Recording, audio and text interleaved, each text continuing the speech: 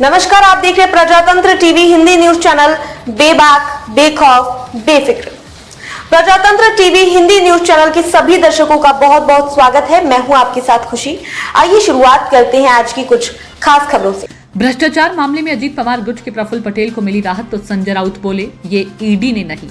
अजीत पवार गुट के एनसीपी सांसद प्रफुल्ल पटेल को बड़ी राहत देते हुए मुंबई की एक अदालत ने प्रवर्तन निदेशालय के उस आदेश को रद्द कर दिया जिसमें उनके 180 करोड़ रुपए से ज्यादा की संपत्ति जब्त करने की मांग की गई थी।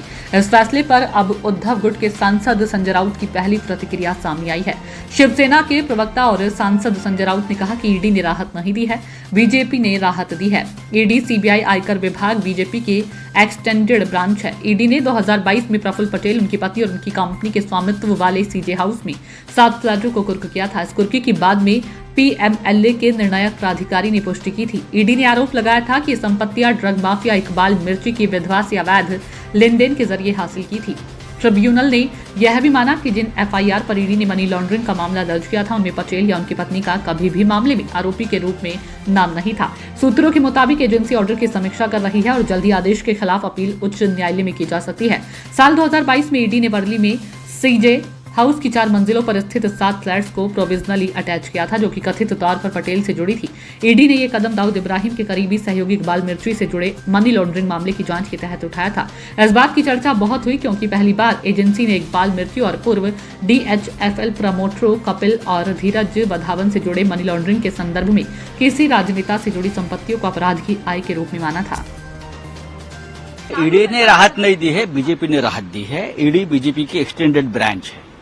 ईडी हो, सीबीआई हो, बीजेपी ने राहत दी है, मोदी जी ने राहत दी है, अमित शाह ने राहत दी है। ईडी और जैसे आरएसएस है या विश्व हिंदू परिषद है या बजरंग दल है, उनके और भी संगठन एबीवीपी है, वनवासी संगठन है, इसी तरह से ईडी है बीजेपी के साथ, सीबीआई है, इनकम टैक्स है। ये बीजेपी की एक्सटेंडेड ब्रांच है, शाखा है। तो बीजेपी ने उनको राहत दी है। लालू प्रसाद यादव की फाइलें खुल गई है सर दोबारा। हाँ, ये भी बीजेपी का ही काम है। प्रफुल्ल पटेल की फाइलें बंद होती है,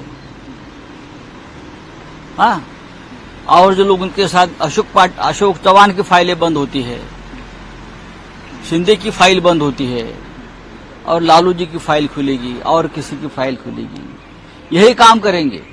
अब चैलेंज सबसे बड़ा है चंद्रबाबू नायडू और नीतीश कुमार, जो अपने आप को लोकशाही लोकतंत्र के पुजारी और सेवक मानते थे, अब उनके समर्थन से सरकार बनी है। तो संविधान, कानून और लोकतंत्र बचाने की जिम्मेदारी ये 2 लोगों की है। चंद्रबाबू नायडू की जो फैमिली का पूरा ओवरऑल इनकम 850 करोड़ बढ़ी है, 5 दिन में 64% इंक्रीज हुआ है, क्या कहना चाहते हैं? राहुल गांधी ने जो कहना है वो कह दिया है। राहुल गांधी जी ने जो कहना है कह दिया है। जिस तरह से शेयर बाजार में उछाल लाया, अननेचुरल, ये अपने साथ जो लोग बैठे हैं, चाहे व्यापारी हो चाहे राजनेता हो,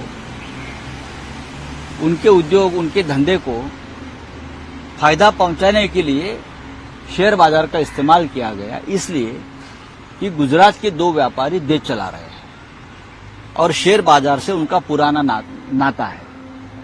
तो ये होता रहेगा और भी होता रहेगा, आगे भी होता रहेगा। देश लूटा जाएगा, व्यापारियों को फायदा पहुंचाया जाएगा और गरीबों को खत्म किया जाएगा।